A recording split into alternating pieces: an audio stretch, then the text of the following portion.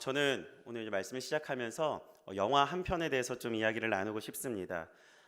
이 영화는 제가 지금까지 봤던 영화 중에서요, 저에게 메시지를 준 영화입니다.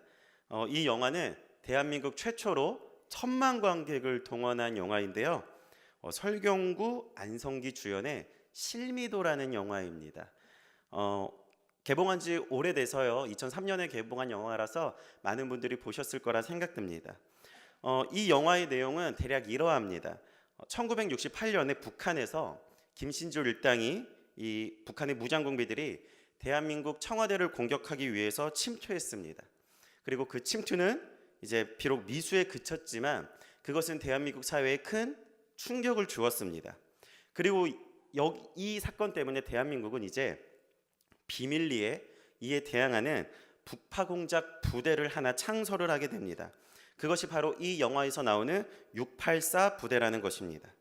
이 부대에 뽑힌 31명의 병사들은 조금 독특한 사람들이었습니다. 왜냐하면 이들은 대부분이 범죄자이고 살인자이고 또 살인 미수자들이었기 때문입니다. 이렇게 차출된 이들은 실미도라는 외딴 섬에서 이제는 생사를 넘나드는 지옥과 같은 훈련을 받게 되었습니다. 하지만 이제 시간이 지나고 이 나라의 정책이 바뀌면서 정부는 이 684 부대를 해체하라는 명령을 하였습니다. 그리고 이 해체는 부대원 전원 사살이었습니다. 그러니까 죽이라는 것이었죠. 세상에 이 684 부대가 나타나면 안 되기 때문에 정부는 이 684 부대의 모든 대원들을 죽이라고 명령하였습니다. 그리고 우연히 이 소식을 들은 부대원들은 부대원들끼리 전략을 세웠고요. 그리고 실미도를 탈출하고 청와대로 진격을 하였습니다. 이 과정에서 많은 군인들이 죽게 되었습니다. 하지만 이들은 결국은 군인들에게 포위를 당했고 이제 이들은 자결을 선택하였습니다. 이 영화의 특징 중에 하나는 무엇이냐면요, 이 31명의 훈련병들의 이름이 좀처럼 나오지 않는다는 것이었습니다. 그들은 왜냐하면 그들은 이 사회의 흉악범들이었기 때문에 이들이 684 부대로 차출되었을 때 그들은 그 차출된과 동시에 주민등록 번호와 이름이 말소되었기 때문입니다. 그래서 이들은 이름이 없고 주민등록 번호도 없었습니다. 그리고 그들은 군대 내에서 훈련을 받을 때 이름이 아닌 번호로 불리게 되었습니다. 하지만 이들은 마지막에 이제 이 버스를 한 대를 탈취했는데요. 그 안에서 자결을 앞두고 이제 혈서로 자신들의 이름을 새깁니다. 그때 대사가 이러합니다. 뚱뚱한 무장공비 1, 다리 짧은 무장공비 2, 밥 많이 먹는 무장공비 3, 왼쪽 겨드랑이에 털 안 나는 무장공비 4, 오래 살라고 아버지가 지어주신 최장수, 이러면서 비로소 그들의 이름이 나오기 시작합니다. 그리고 이 대사와 함께 거기에 모여있는 훈련병들은 혈서를 쓰면서 자기의 이름과 자기의 주민등록번호를 버스에 기록합니다. 그리고 그들은 수류탄을 터뜨려서 그곳에서 자결을 합니다.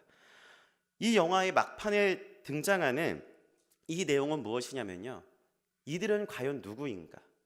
이걸 우리에게 질문하면 나는 과연 누구인가라는 이 정체성에 대한 질문을 우리에게 해줍니다. 그리고 그 훈련병들은 마지막에 비로소 자신들의 정체성을 찾아갑니다. 이 정체성이란 것은 무엇이냐면 나는 누구인가 하는 것인데요, 이 정체성이라는 것이 우리에게 굉장히 중요한 요소입니다. 왜냐하면 나는 누구인가, 이것이 우리에게 없다면 우리는 인생을 목적 없이 살아가기 때문입니다. 오늘 본문에 나오는 요나는 자신의 정체성에 대해서 정확히 알고 있었습니다. 자신이 누구인지, 내가 어떠한 사람인지 요나는 오늘 본문을 통해서 고백합니다. 그러면 요나가 고백하는 이 요나의 정체성을 통해서 성경은 지금 우리에게 어떠한 교훈을 주고 있는지 오늘 이 밤에 좀 살펴보고자 합니다. 앞에 서 있던 요나서를 이제 잠깐 정리하면, 요나는 하나님으로부터 위대한 부르심을 받았습니다.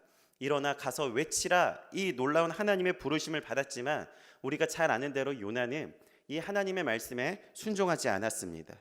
그리고 하나님의 명령하신 곳으로 가지 않았습니다. 그 이유는 하나님께서 가라고 말씀하신 곳이 니느웨라는 곳이었는데 이곳이 요나가 너무나도 싫어했던 나라의 도시였기 때문입니다.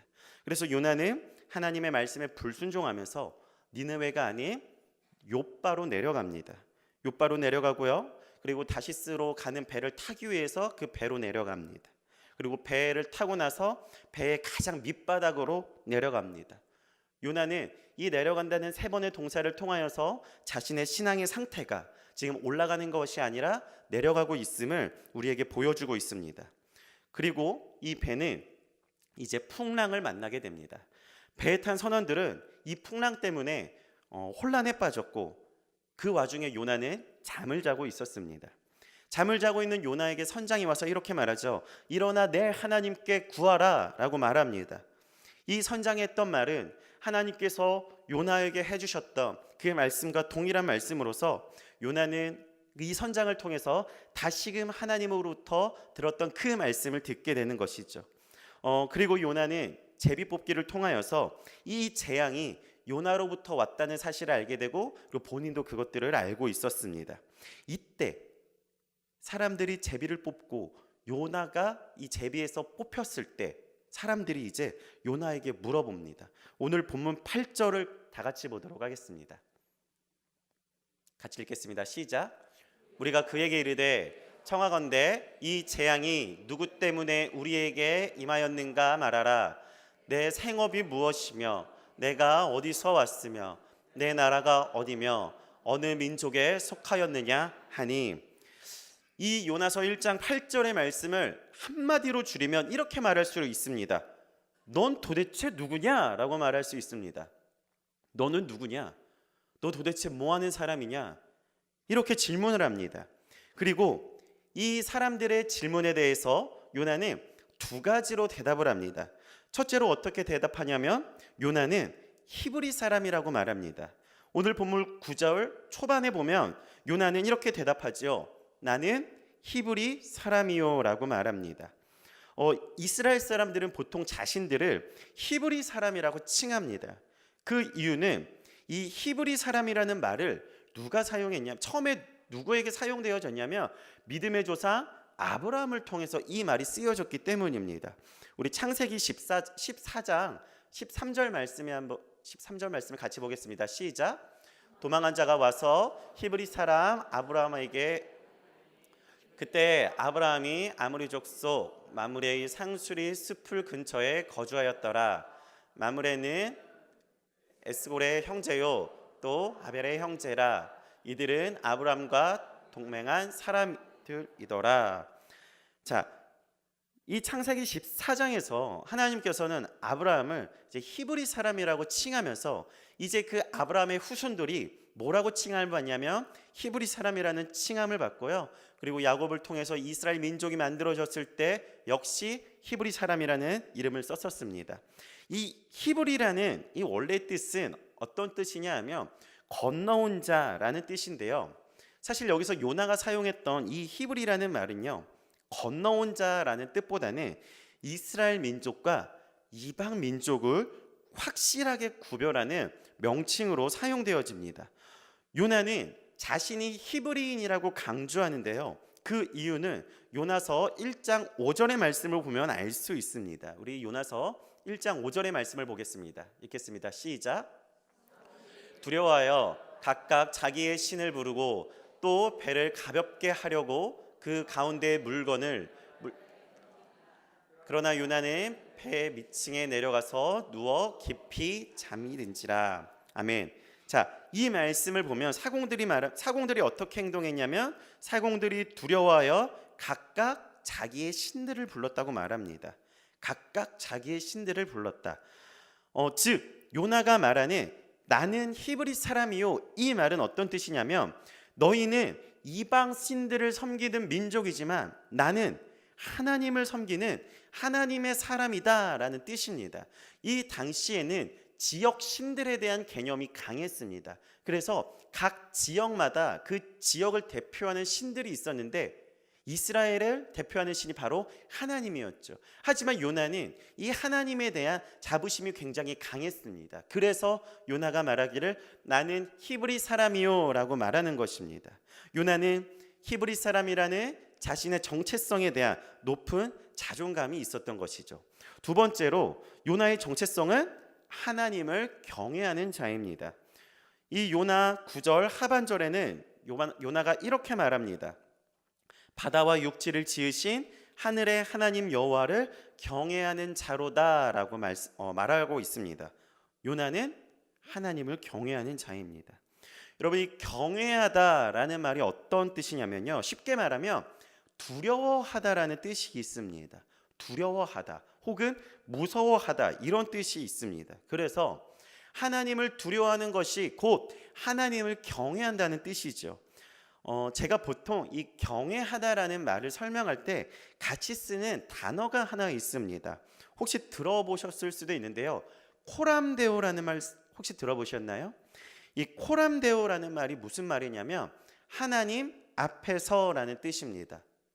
이 하나님 앞에서, 즉 우리의 모든 행동이 하나님 앞에서의 행동이라는 것을 우리는 매 순간마다 기억해야 되고, 그리고 우리의 삶은 하나님 보시기에, 하나님 앞에서 하나님이 우리를 보시기에 합당한 삶을 살아야 된다는 것이죠. 그래서 히브리서 기자는 이렇게 말합니다. 우리 히브리서 12장 28절의 말씀을 보겠습니다. 시작. 그러므로 우리가 흔들리지 않는 나라를 받았은즉 받자 이로 말미암아 경건함과 두려움으로 하나님을 기쁘시게 섬길지니. 아멘. 지금 히브리서 기자는 하나님을 어떻게 섬긴다고 말하고 있나요? 경건함과 두려움으로 섬기겠다. 여기서 말하는 이 두려움이 어떤 말입니까? 하나님을 경외한다는 말입니다. 정리하면, 이 요나서 1장 9절을 정리하면 요나의 정체성은 무엇인가요? 나는 히브리 사람이요, 누구를 경외하는 사람이라고요? 하나님을 경외하는 사람이라는 것입니다. 나는 히브리 사람이요, 나는 구별된 사람이요, 하나님을 경외하는, 하나님을 두려워하는 자이다라고 지금 요나는 선원들에게 말해주고 있는 것입니다. 그렇다면 이것이 요나의 정체성이라면 현재를 살아가고 있는 우리의 정체성은 무엇일까요? 요나는 히브리 사람이고 하나님을 경외하는 사람인데 지금 우리의 정체성은 무엇일까요? 사람들이 우리에게 너는 누구냐라고 말하면 우리는 이 질문에 대해서 어떻게 대답해야 될까요?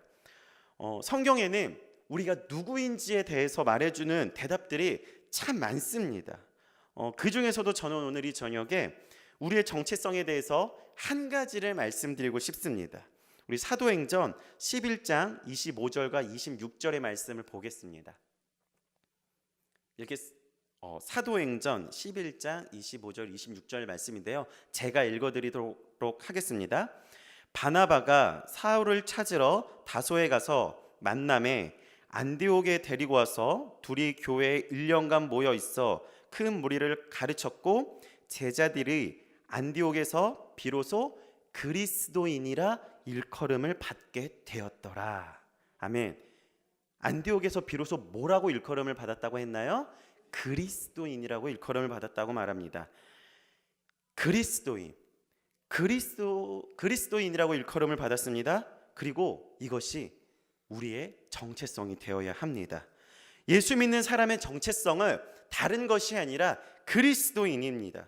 예수님을 따라가는 사람의 정체성은 다른 것이 아니라 바로 그리스도인이라는 것입니다. 그래서 우리의 정체성은 무엇이 돼야 되냐면 나는 그리스도인이요, 하나님을 경외하는 자입니다. 이것이 바로 우리의 정체성이 되어야 된다는 사실입니다.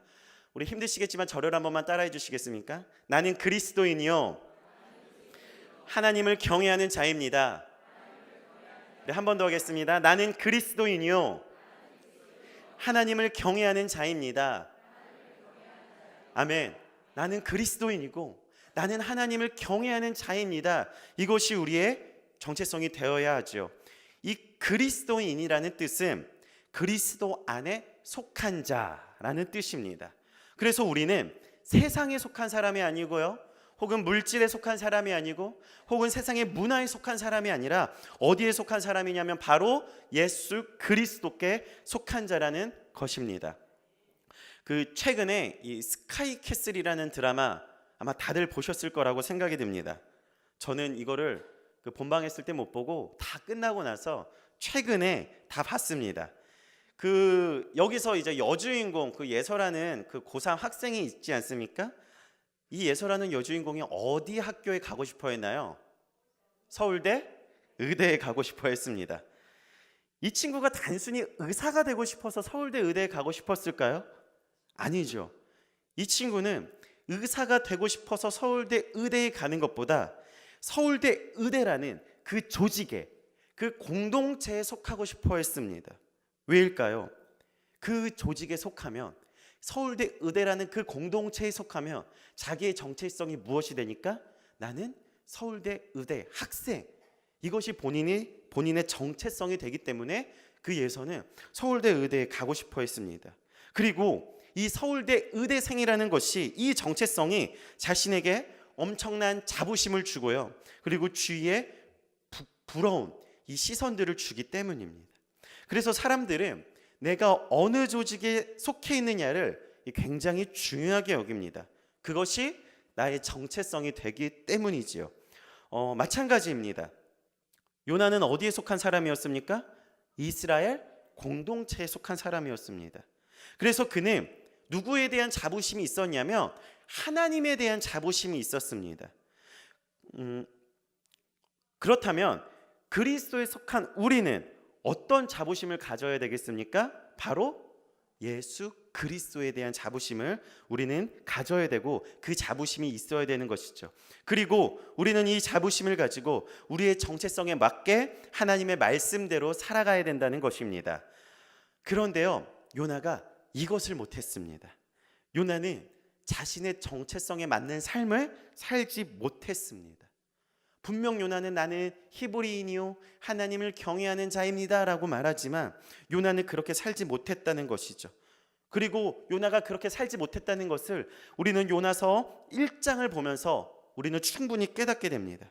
요나 1장에 나오는 요나의 모습을 보면요, 요나의 모습은 전혀 히브리인이 아니었습니다.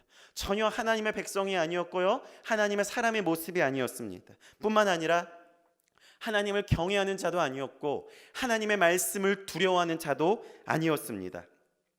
자신의 고백과는, 자신의 정체성과는 전혀 다른 모습을 하고 있다는 것이었습니다. 하나님의 말씀에 불순종하는데 어떻게 이것을 구별된 하나님의 백성이라고, 하나님을 경외하고 두려워하는 자라고 우리가 말할 수 있겠습니까? 그 누군가가 나는 한국 사람입니다 라고 말하고 나서 하지만 독도는 일본 땅입니다 라고 말하면 그 사람의 정체성은 한국 사람일까요? 아니죠. 한국 사람인데 어떻게 독도가 일본 땅이라고 말할 수 있겠습니까? 나는 한국 사람입니다. 나는 우리 대한민국을 자랑스럽게 여깁니다. 하지만 월드컵에서 한국과 일본이 붙으면 일본이 이겼으면 좋겠습니다. 이렇게 말하면 아마 그 사람은 이 나라에서 못 살 겁니다. 뉴스에 나오겠죠. 이런 거는 정체성이 아니라는 것이죠.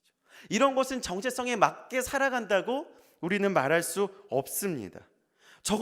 그것처럼 적어도 오늘 본문에 나오는 요나 역시 본인이 말하는 이 정체성과는 전혀 무관한 모습으로 살고 있고 전혀 무관한 모습으로 행동하고 있다는 것입니다. 그래서 본문을 통해서 우리가 경계해야 되는 것이 무엇일까요? 그것은 우리는 정체성에 맞게 살아가야 한다는 것입니다.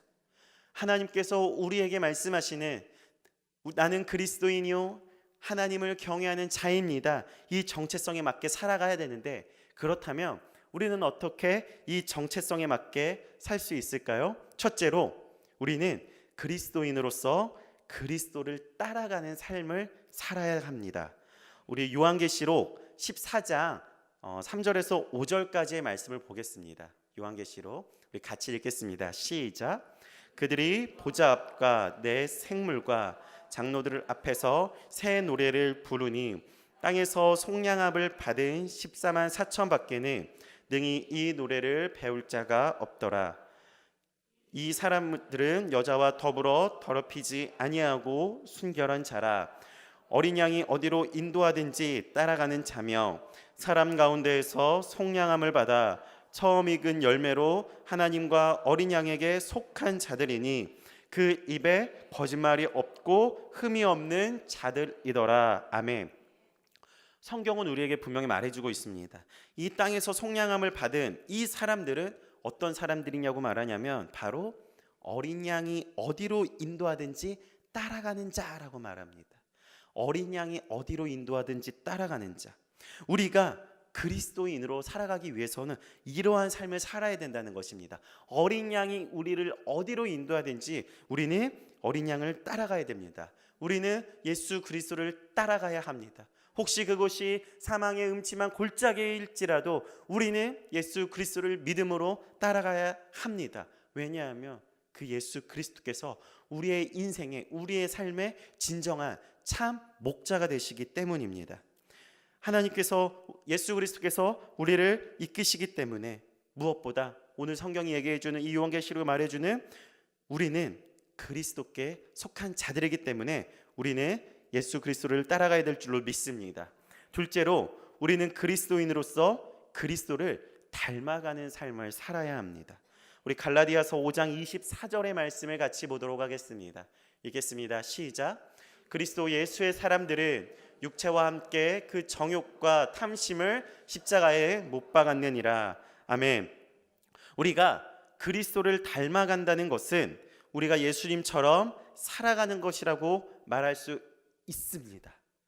그런데요, 사실 저한테 예수님처럼 살아라 라고 말하면 저는 마음이 굉장히 어렵고 좀 자신감을 상실할 것 같습니다.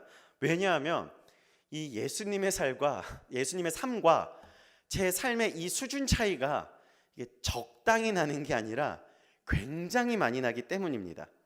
그러니까 우리에게 예수님처럼 살아야 됩니다 라고 말하면 우리가 아멘할 수는 있지만 사실 쉽사리 용기가 나진 않습니다. 그래서 예수님처럼 어떻게 살라는 건데, 우리가 적당히 비슷해야 이것들을 시도해 볼 텐데 시작부터 격차가 너무 많이 나니까 우리가 시작할 엄두조차 못 내는 것이죠.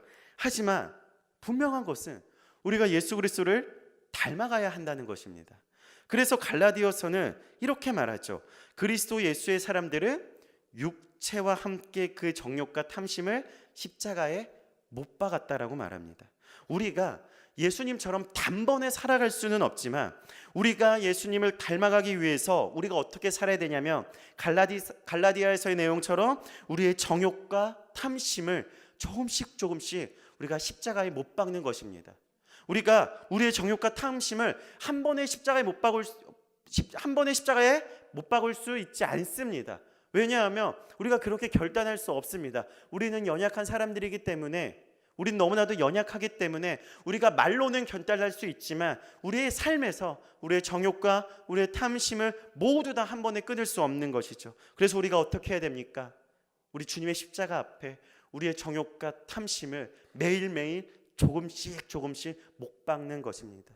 그렇게 하면 하나님께서 우리를 서서히 그리스도를 닮아가게 해주실 것입니다. 셋째로 우리는 그리스도인으로서 하나님을 경외하는 삶을 살아야 된다는 것입니다. 앞에서 말씀드렸듯이 우리는 하나님을 경외해야 합니다. 우리의 삶이 하나님 앞에서 그리스도인이라는 정체성으로 살아갈 수 있도록 이 코람데오, 하나님이 우리 앞에 계셔서 우리를 계속해서 보고 계시다는 것을 우리는 잊으면 안 된다는 사실입니다. 그런데 문제는 무엇인가요? 하나님께서 우리 앞에 계시다는 것을 우리가 종종 잊어버립니다. 제가 유년부 예배를 드릴 때요, 대략 1시간 정도 예배를 드립니다.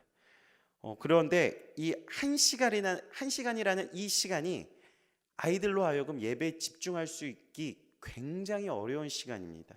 우리가 보통 초등학교에서 40분 수업을 하는데요, 40분 수업을 하는 이유가 뭐냐면 이 40분이 넘어가면 아이들의 집중력이 떨어지기 때문이죠. 하지만 아이들의 집중력은 40분도 안 됩니다. 40분이 아니라 10분도 채 되지 않습니다. 하지만 그 아이들은 1시간이라는 시간 동안 예배에 집중해야 된다는 것이죠. 그러다 보니까 아이들이 집중을 하지 못하니까 어떤 현상이 발생되냐면 아이들이 장난칩니다. 떠듭니다. 주위에 떠들 상대가 없으면 혼잣말합니다.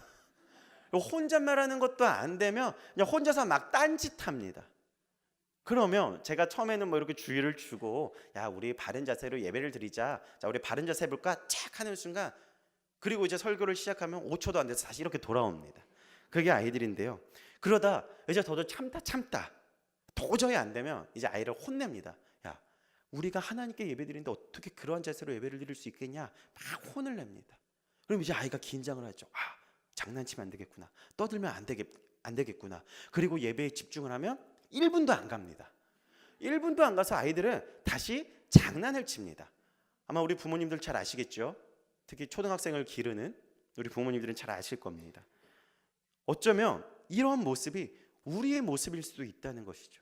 우리가 하나님 앞에서 혼납니다. 하나님 말씀대로 살지 않고 하나님께 혼나서 하나님 죄송합니다. 우리가 하나님 말씀대로 살겠습니다. 그리고 교회 밖을 나가면 다시 우리가 그걸 다 잊어버립니다. 어쩌면 이것이 우리의 삶이라는 것이죠. 우리는 분명히 코람데오 하나님 앞에서의 삶을 살아야 하지만 우리는 자주 잊어버립니다. 그래서 이 연약한 우리에게 하나님의 말씀대로 살아가는 것이 힘들고 때로는 실패하는 이런 연약한 우리에게 필요한 것이 무엇입니까? 바로 하나님의 은혜라는 것이죠. 하나님의 은혜가 있어야지만 적어도 우리가 하나님의 말씀대로 하루를 살아갈 수 있고 이틀을 살아갈 수 있고 3일을 살아갈 수 있다는 것입니다. 만약에 우리 안에 하나님의 은혜가 없다면 우리는 이 교회 밖을 나가서 단 1분 1초도 우리가 하나님의 말씀대로 살아갈 수 없다는 것이죠. 이 하나님의 은혜로 말미암아 우리는 하나님을 경외하는 삶을 살아갈 수 있는 것입니다. 이렇게 우리는 우리의 정체성인 나는 그리스도인이요 하나님을 경외하는 자의 모습으로 살아가야 될 줄로 믿습니다. 요나는 자신의 정체성을 알기는 했지만 요나는 그렇게 살지 못했습니다. 그리고 하나님의 말씀에 불순종하였습니다. 우리는 이 요나의 모습을 교훈 삼아서 우리의 정체성에 맞는 삶을 살아야 합니다. 그것은 그리스도께 속한 자로서 그리스도를 따라가고 그리스도를 닮아가며 코람데오 하나님을 경외하는 삶을 살아야 된다는 것입니다. 물론 우리도 요나처럼 실패할 수 있습니다. 그렇기 때문에 우리에게 정말로 필요한 것은 무엇입니까? 바로 하나님의 은혜입니다. 오늘 이 밤에 우리 가운데 하나님의 은혜가 분명히 임할 줄로 믿습니다. 그리고 그 은혜로 말미암아 하나님께서 우리로 하여금 그리스도인으로 하나님을 경외하는 자로 살아가게 하실 줄로 믿습니다. 이러한 삶에 동참하는 우리 사랑하는 신강교회 성도님들과 제가 되기를 간절히 소망합니다. 아멘. 기도하시겠습니다.